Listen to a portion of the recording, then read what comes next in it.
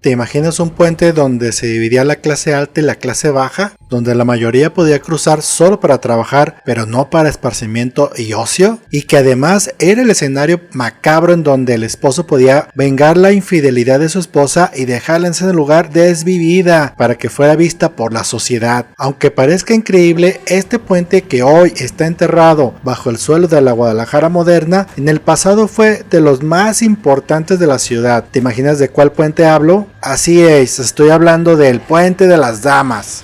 A fines del siglo XVIII, Guadalajara era atravesada por varios arroyos como el Arenal, mismo que dividía el barrio indígena de Mexicalcingo de la zona española, y en algún momento surgió la necesidad de conectar ambos lugares para complementar la vida religiosa, social y económica de los pobladores. Cuando no existía el Puente de las Damas, la población que iba a Mexicalcingo para comprar carne o para asistir al templo tenía que pasar sobre el arroyo del Arenal, el cual en tiempos de lluvias era muy caudaloso, tanto que en ocasiones llegó a provocar tragedias, debido a que a veces la corriente crecía y arrasaba con sembradíos, animales, carretas y todo lo que estuviera a su paso. Por eso solía llamársele Río Chiquito. Por lo tanto, un grupo de damas de la alta sociedad, muy devotas del Señor de la Penitencia, que querían cruzar el arroyo sin peligro, promovieron la construcción de un puente para poder cruzar sin problemas el arroyo y visitar todos los viernes, como es tradición,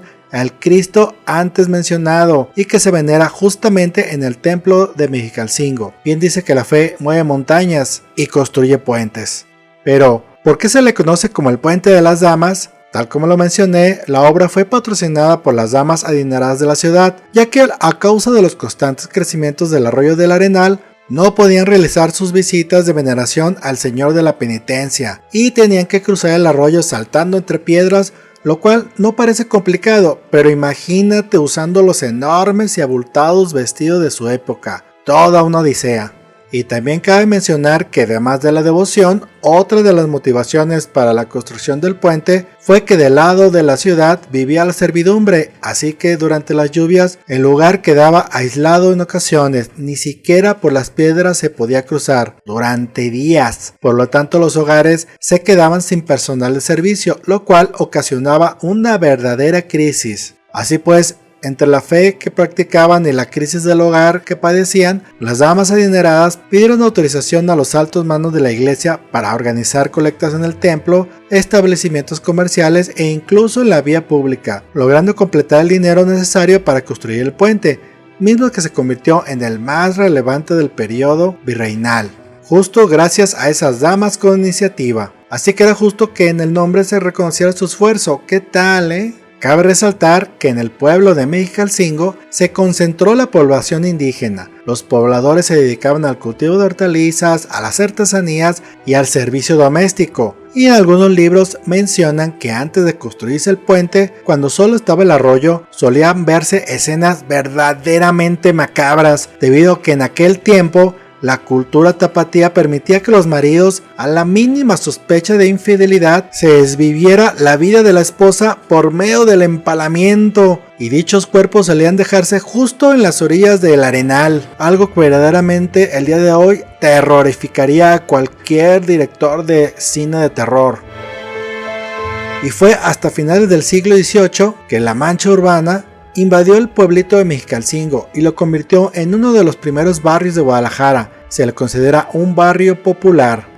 Finalmente es importante mencionar sobre su construcción que más allá de la historia, Luis Pérez Verdía señalaba que el puente se construyó en 1814 por orden del último gobernador español José de la Cruz, pero otros historiadores mencionan que su construcción fue en 1796 y esto parece más correcto debido a que hay información demostrable de que en febrero de 1978 el puente no estaba, y esto se encuentra en un documento en el archivo municipal de la ciudad. En el expediente aparece como encargado de la obra el regidor juez de policía don Francisco Ortiz y el maestro albañil Luis Rangel, de quien se dice no sabía ni leer ni escribir, pero fue el responsable de la ejecución de la obra, así como el ingeniero Narciso Codina, y se cita en repetidas ocasiones el Puente de las Damas.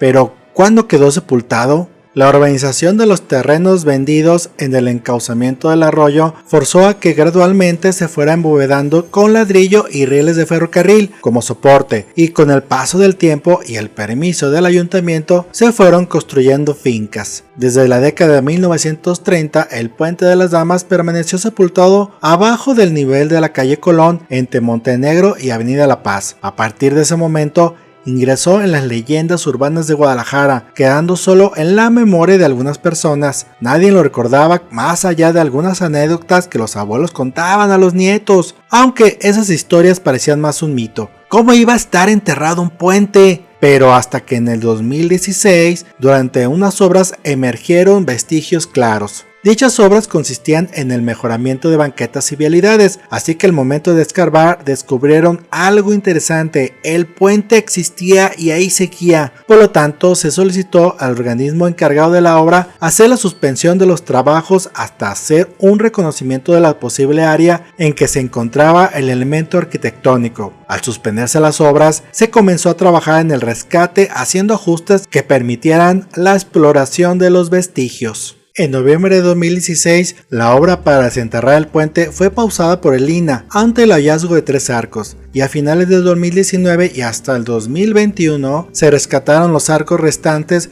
con apoyo de la CIOP, el INAH y el gobierno estatal. Afirman que de acuerdo a investigaciones el puente mide 55 metros de longitud, 8 metros de ancho y una altura máxima en el centro de 10 metros, que consta de 5 arcos con sus pedestales apoyados en sus basamientos en forma de puntas de diamante que facilitaban el paso de las fuertes corrientes, y en su parte alta consta de varios guardapeatones para proteger a los transeúntes del paso de los carruajes, porque cabe mencionar que era un puente casi exclusivo para el paso de las damas de sociedad de aquel tiempo.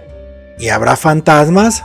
Una de las leyendas que rigen este lugar es sobre las almas de algunas de las damas que lo mandaron construir, los cuales a las 10 de la noche de cada día suelen deambular por debajo del puente mientras lanzan algunos sollozos, lo que me hace pensar que más bien no son las damas que la erigieron, sino aquellas mujeres que fueron desvividas por sus maridos en la época virreinal. Otro mito que se cuenta es el de la carreta, la cual tiene que ver con un hombre acaudalado que vivía en el barrio de Mexicalcingo, quien se enfermó y le prometió al Cristo de la Penitencia construirle la torre del templo, porque el templo de Mexicalcingo no tenía una. Sin embargo, el señor falleció olvidándose de la promesa. Desde entonces se cuenta que a las 12 de la medianoche se escucha a una carreta cruzar el puente, bajar por la calle de Mexicalcingo y detenerse en el templo hasta desaparecer el sonido. El Puente de las Damas constituye un elemento de gran relevancia para el patrimonio cultural de la ciudad de Guadalajara, y su rescate y recuperación para la comunidad puede servir para reforzar la identidad regional y el sentido de pertenencia de sus habitantes. El Puente de las Damas es el más importante entre todos los construidos en Guadalajara hasta finales del siglo XIX, sin duda el puente más relevante de Guadalajara tanto por sus dimensiones como por sus orígenes legendarios, casi míticos, en el que, de acuerdo a las investigaciones hechas por algunos historiadores, debe su nombre a la acción e iniciativa de las mujeres en un mundo en que la mujer no era un factor importante para la toma de decisiones. Hoy es un museo de sitio, se recorren 5 arcos con museografía que explica la ingeniería virreinal, leyendas urbanas y conecta emocionalmente con el pasado. El espacio incluye salas temáticas, iluminación realzada y vitrinas informativas. Hoy los vestigios iluminados bajo la moderna Avenida La Paz representan un puente literal y simbólico entre el pasado y el presente que tienes que conocer. Y si visitas estos enigmáticos vestigios, sentirás cómo revive la voz de generaciones que caminaban sobre piedra y fe, mientras la ciudad continúa creciendo encima.